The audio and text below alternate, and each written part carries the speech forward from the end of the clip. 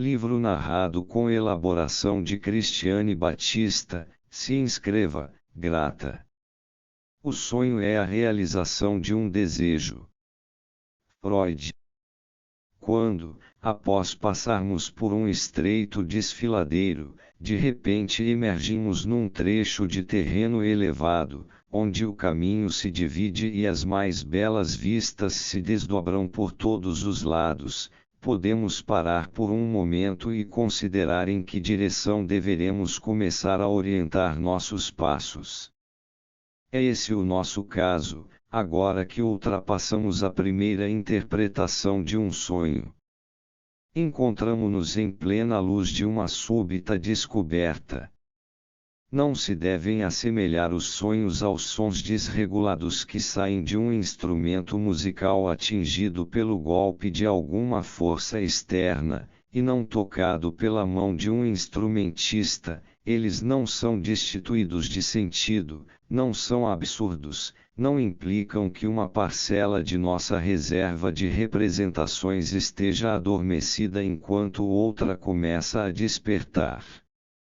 Pelo contrário, são fenômenos psíquicos de inteira validade. Realizações de desejos podem ser inseridos na cadeia dos atos mentais inteligíveis da vigília, são produzidos por uma atividade mental altamente complexa. Contudo, mal começamos a nos alegrar com essa descoberta, e já somos assaltados por uma torrente de questões.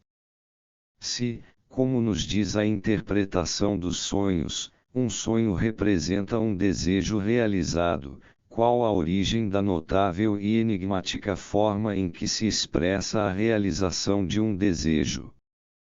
Por que alteração passaram os pensamentos oníricos antes de se transformarem no sonho manifesto que recordamos ao despertar? Como se dá essa alteração? Qual a fonte do material que se modificou, transformando-se em sonho? Qual a fonte das numerosas peculiaridades que se devem observar nos pensamentos oníricos, tais como, por exemplo, o fato de poderem ser mutuamente contraditórios? Cf. a analogia da chaleira emprestada, na p. 126. Pode um sonho dizer-nos algo de novo sobre nossos processos psíquicos internos? Pode seu conteúdo corrigir opiniões que sustentamos durante o dia? Proponho que, por ora, deixemos de lado todas essas questões e sigamos mais adiante, ao longo de uma trilha específica. Aprendemos que um sonho pode representar um desejo como realizado. Nossa primeira preocupação deve ser indagar se esta é uma característica universal dos sonhos, ou se, por acaso, terá sido meramente o conteúdo do sonho específico, o sonho da injeção de Irma, que foi o primeiro a ser por nós analisado. Pois, mesmo que estejamos dispostos a constatar que todo sonho tem um sentido e um valor psíquico, deve permanecer em aberto a possibilidade de que esse sentido não seja o mesmo em todos os sonhos. Nosso primeiro sonho foi a realização de um desejo, um segundo poderia revelar-se como um temor realizado, o conteúdo de um terceiro talvez fosse uma reflexão, ao passo que um quarto poderia apenas reproduzir uma lembrança. Encontramos outros sonhos impregnados de desejo, além desse. Ou será, talvez, que não há outros sonhos senão os sonhos relativos a desejo? É fácil provar que os sonhos muitas vezes se revelam, sem qualquer disfarce, como realizações de desejos, de modo que talvez pareça surpreendente que a linguagem dos sonhos não tenha sido compreendida há muito tempo. Por exemplo, há um sonho que posso produzir em mim mesmo quantas vezes quiser experimentalmente, por assim dizer. Se à noite eu comer anchovas ou azeitonas, ou qualquer outro alimento muito salgado, ficarei com sede de madrugada, e a sede me acordará. Mas meu despertar será precedido por um sonho, sempre com o mesmo conteúdo, ou seja, o de que estou bebendo. Sonho estar engolindo água em grandes goles, e ela tem o delicioso sabor que nada senão uma bebida fresca pode igualar quando se está morrendo de sede. Então acordo e tenho que tomar uma bebida de verdade. Esse sonho simples é ocasionado pela sede da qual me conscientizo ao acordar. A sede dá origem a um desejo de beber, e o sonho me mostra esse desejo realizado. Ao fazê-lo, ele executa uma função que seria fácil adivinhar. Durmo bem e não costumo ser acordado por nenhuma necessidade física. Quando consigo aplacar minha sede sonhando que estou bebendo, não preciso despertar para saciá-la. Esse é, portanto, um sonho de conveniência. O sonhar toma o lugar da ação, como o faz muitas vezes em outras situações da vida. Infelizmente, minha necessidade de água para aplacar a sede não pode satisfazer-se num sonho da mesma forma que se satisfaz minha sede de vingança contra meu amigo Otto e o Dr. M, mas a boa intenção está presente em ambos os casos. Não faz muito tempo, esse mesmo sonho passou por algumas modificações. Eu já sentira sede antes mesmo de adormecer e esvaziar um copo d'água que estava na mesa ao lado da cama. Algumas horas depois, durante a madrugada, tive um novo ataque de sede, e isso teve resultados inconvenientes. Para me servir de água, eu teria de me levantar e apanhar o copo que estava na mesa ao lado da cama de minha esposa. Assim, tive um sonho apropriado, em que minha mulher me dava de beber de um vaso. Esse vaso era uma urna cinerária etrusca que eu trouxera de uma viagem à Itália e da qual mais tarde me desfizera. Mas sua água tinha um sabor tão salgado, evidentemente por causa das cinzas da urna, que acordei. É de notar a forma conveniente como tudo se organizava nesse sonho. Visto que sua única finalidade era realizar um desejo, o sonho poderia ser completamente egoísta. O amor ao comodismo e à conveniência não é realmente compatível com a consideração pelas outras pessoas. A introdução da urna cinerária foi, provavelmente, outra realização de desejo. Eu lamentava que o vaso já não estivesse em meu poder, tal como o copo d'água na mesa de cabeceira de minha mulher estava fora de meu alcance. Também a urna, como suas cinzas, ajustava-se ao sabor salgado em minha boca, que já então se tornara mais forte e que eu sabia estar fadado a me acordar. Esses sonhos de conveniência eram muito frequentes em minha juventude. Tendo adquirido, desde quando consigo recordar, o hábito de trabalhar até altas horas da noite, sempre tive dificuldade de acordar cedo. Costumava então sonhar que me havia levantado e estava de pé ao lado do lavatório. Passado algum tempo, já não conseguia disfarçar de mim mesmo o fato de que realmente ainda estava na cama, só que, nesse meio tempo, dormira um pouco mais. Um desses sonhos indolentes, expresso numa forma particularmente divertida e refinada, foi-me relatado por um jovem colega médico que parece partilhar de meu gosto pelo sono. A proprietária da pensão em que ele morava, nas proximidades do hospital, tinha instruções rigorosas de acordá-lo na hora todas as manhãs, mas não era nada fácil cumpri-las. Certa manhã, o sono parecia especialmente doce. A senhoria gritou através da porta: acorde, senhor Pepe. Está na hora de ir para o hospital. Em resposta a isso, ele sonhou que estava deitado numa cama num quarto de hospital, e que havia um cartão acima do leito onde estava escrito Pepe H., estudante de medicina, idade, 22 anos. Enquanto sonhava, ele dizia a si mesmo: como já estou no hospital, não há necessidade de ir até lá e, virando-se para o outro lado, continuou a dormir.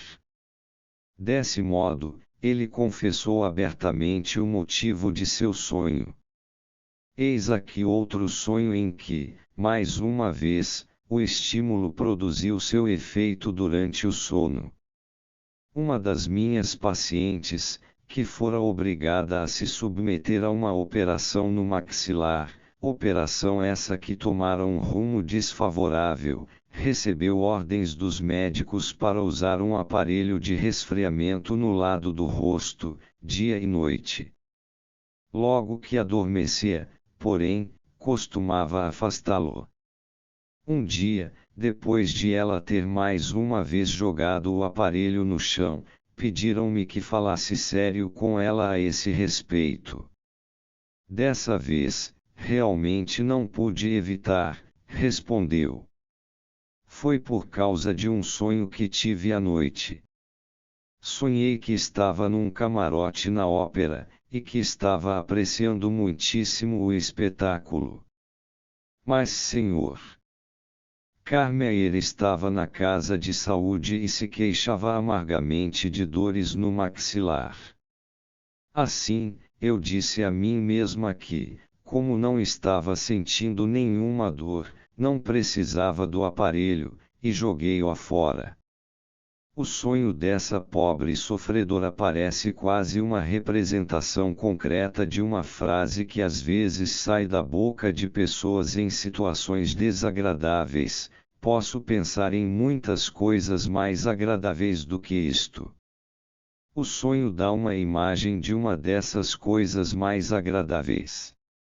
O Senhor Carmeyer, para quem a autora do sonho transplantou suas dores, era, dentre seus conhecidos, o rapaz mais desinteressante de que ela pôde lembrar. A realização de desejos pode ser detectada com igual facilidade em alguns outros sonhos que colhi de pessoas normais. Um amigo meu, que conhece minha teoria dos sonhos e falou dela com sua mulher, disse-me certo dia: minha mulher pediu que eu lhe dissesse que ontem sonhou que estava menstruada. Você pode imaginar o que isso significa? E eu realmente podia. O fato de essa jovem esposa ter sonhado que estava menstruada significava que suas regras não tinham vindo. Eu bem podia acreditar que ela ficaria satisfeita em continuar desfrutando um pouco mais sua liberdade, antes de arcar com o fardo da maternidade. Foi uma maneira delicada de anunciar sua primeira gravidez. Outro amigo meu escreveu-me dizendo que, não muito tempo antes, sua mulher sonhara ter observado algumas manchas de leite na frente de seu vestido. Também esse foi um aviso de gravidez, mas não da primeira. A jovem mãe estava desejando que pudesse ter mais alimento para dar a seu segundo filho do que tivera para o primeiro. Uma jovem ficara isolada da sociedade por semanas a fio enquanto cuidava do filho durante uma doença infecciosa. Após a recuperação da criança, sonhou que estava numa festa na qual, entre outros, conheceu Elfans Dudé, Paul Bourget e Marcel Prévost. Todos foram afabilíssimos com ela e muito divertidos. Todos esses autores se pareciam com seus retratos, exceto Marcel Prévost, cuja fotografia ela jamais vira, e ele se parecia com o funcionário da desinfecção que fumigara o quarto do doente na véspera e que fora seu primeiro visitante após tanto tempo. Assim, parece possível fornecer uma tradução completa do sonho. Já é hora de fazer alguma coisa mais divertida do que essa perpétua assistência a doentes.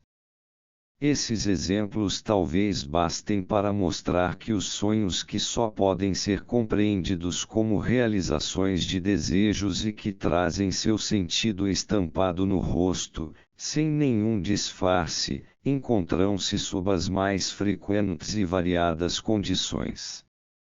Em sua maioria, são sonhos simples e curtos, que apresentam um agradável contraste com as composições confusas e exuberantes que têm predominantemente atraído a atenção das autoridades. Não obstante, será compensador deter-nos por um momento nesses sonhos simples. É de esperar que encontremos as mais simples formas de sonhos nas crianças, já que não há dúvida alguma que suas produções psíquicas são menos complicadas que as dos adultos. A psicologia infantil, em minha opinião, está destinada a prestar à psicologia do adulto serviços tão úteis quanto os que a investigação da estrutura ou do desenvolvimento dos animais inferiores prestou para a pesquisa da estrutura das classes superiores de animais. Poucos esforços deliberados foram feitos até agora para se utilizar a psicologia infantil com essa finalidade. Os sonhos das crianças pequenas são frequentemente pura realização de desejos e são, nesse caso, muito desinteressantes se comparados com os sonhos dos adultos. Não levantam problemas para serem solucionados, mas, por outro lado, são de inestimável importância para provar que, em sua natureza essencial, os sonhos representam realizações de desejos. Pude reunir alguns exemplos desses sonhos a partir de material fornecido por meus próprios filhos.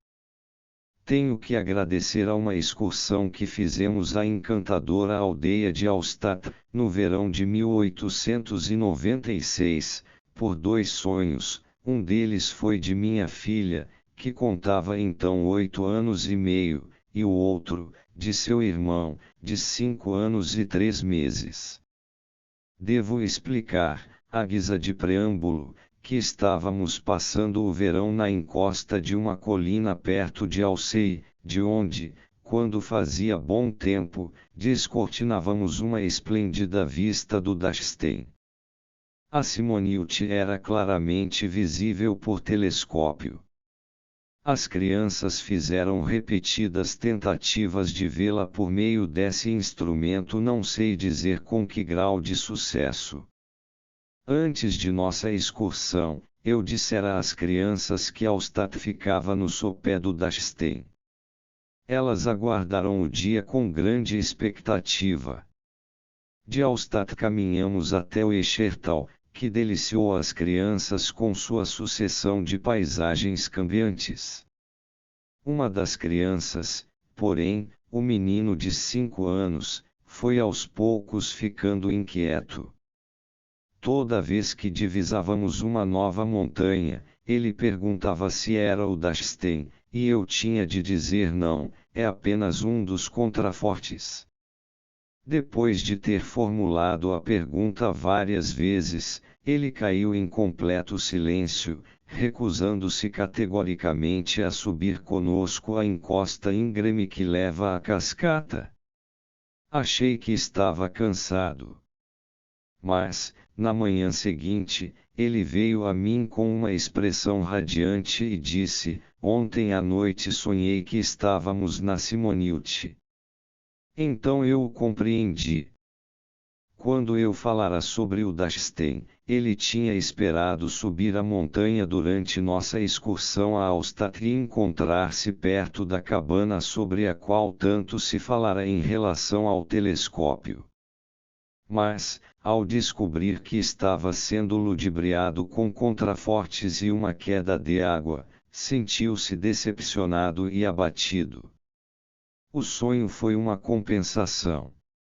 Tentei descobrir seus detalhes, mas eles eram escassos. Você precisa galgar degraus durante 6 horas, o que correspondia ao que lhe haviam dito. A mesma excursão despertou desejos também na menina de 8 anos e meio, desejos que tiveram de ser satisfeitos num sonho. Tínhamos levado conosco para Alstato o filho de 12 anos de nosso vizinho. Ele já era um galanteador de mão cheia, e havia sinais de ter conquistado a afeição da jovenzinha. Na manhã seguinte, ela me contou o seguinte sonho, imagine só. Sonhei que Emil fazia parte da família e chamava vocês de papai e mamãe, e dormia conosco no quarto grande como os meninos. Aí, mamãe entrou e jogou um punhado de barras grandes de chocolate, embrulhadas em papel azul e verde, embaixo de nossas camas. Os irmãos dela, que evidentemente não haviam herdado a faculdade de entender os sonhos, seguiram a orientação das autoridades e declararam que o sonho era absurdo. A própria menina defendeu pelo menos uma parte do sonho, e saber qual parte lança luz sobre a teoria das neuroses. É claro que é absurdo Emil fazer parte da família, mas a parte sobre as barras de chocolate não é. Era precisamente quanto a esse ponto que eu estava em dúvida, mas a mãe da menina deu-me então a explicação. No caminho da estação para casa, as crianças haviam parado em frente a uma máquina automática, da qual estavam habituadas a obter justamente aquele tipo de barras de chocolate, embrulhadas em brilhante papel metálico. Quiseram algumas, mas a mãe, com razão, decidira que o dia já havia realizado um número suficiente de desejos e deixara a realização desse a cargo do sonho. Eu não havia observado esse incidente. Mas a parte do sonho que fora censurada por minha filha imediatamente se tornou mais clara para mim. Eu mesmo ouvira meu bem-comportado hóspede dizer às crianças, no passeio, que esperassem até que papai e mamãe os alcançassem. O sonho da menina transformara esse parentesco temporário numa adoção permanente. Sua afeição ainda não podia visualizar quaisquer outras modalidades de companheirismo senão as que foram representadas no sonho, e que se baseavam em sua relação com os irmãos. Naturalmente, era impossível descobrir, sem lhe perguntar, por que as barras de chocolate foram atiradas embaixo da cama. Um de meus amigos relatou-me um sonho muito semelhante ao do meu filho. Quem o teve foi uma menina de 8 anos. O pai dessa menina saíra para uma caminhada com várias crianças até Dornbach, com a ideia de visitar a Horerut. Como estivesse ficando tarde, porém, tinha voltado, prometendo às crianças compensar-lhes a decepção noutra oportunidade. A caminho de casa, passaram pelo marco que assinala a trilha que sobe até o Ramur. As crianças pediram então que as levassem até o Ramur, porém, mais uma vez, pela mesma razão, tiveram de ser consoladas com a promessa de outro dia. Na manhã seguinte, a menina de 8 anos dirigiu-se ao pai e disse, com expressão satisfeita: Papai, ontem à noite sonhei que o senhor foi com a gente a Horerut e ao Ramur. Em sua impaciência, ela antecipara a realização das promessas do pai. Eis aqui um sonho igualmente direto, provocado pela beleza dos panoramas de Alceri em outra de minhas filhas, que contava então 3 anos e 3 meses. Ela atravessara o lago pela primeira vez e, para ela, a travessia fora curta demais. Quando alcançamos o ponto de desembarque, não quis sair do barco e chorou amargamente. Na manhã seguinte, disse, ontem de noite fui para o lago.